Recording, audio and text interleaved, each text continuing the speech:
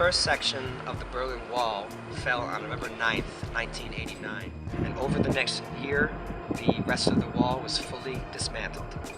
Not every segment of the wall, however, was ground up. Some were actually distributed around the world.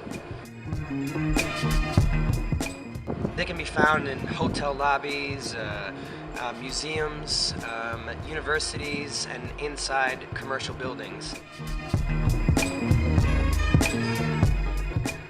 In fact, there are 4 segments of the Berlin Wall in the state of New York. 2 in New York City, 1 in Rochester, and 1 here in Syracuse.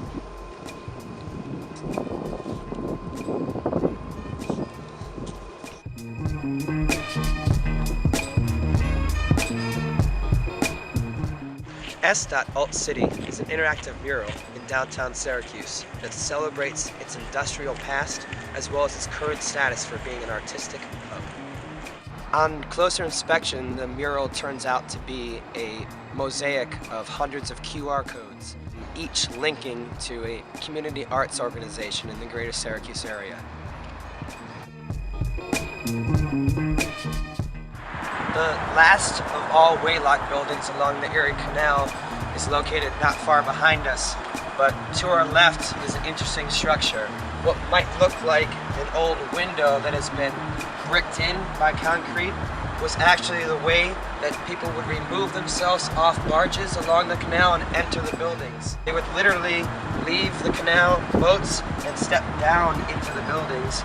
It's a structural thing because of the weight and pressure of the water pushing outward on the canal. It's an interesting little tidbit, so whenever you come by Water Street, take a look at the building here. This segment is brought to you by Eureka Crafts, celebrating 30 years, featuring jewelry, ceramic, and glass, wood, metal, and fibers, exclusively by American artists. You can find them at 210 Walton Street in Syracuse. The Erie Canal helped create Clinton Square. As it sliced through what is now downtown Syracuse, the canal actually parceled off the land, which eventually became Clinton Square. It might not look like much, but I'm actually sitting on original Onondaga Quarry limestone that was used as the walls of the Erie Canal. On either side of Clinton Square, you can find original sections of the Erie Canal walls. Sometimes you have to look a little deeper.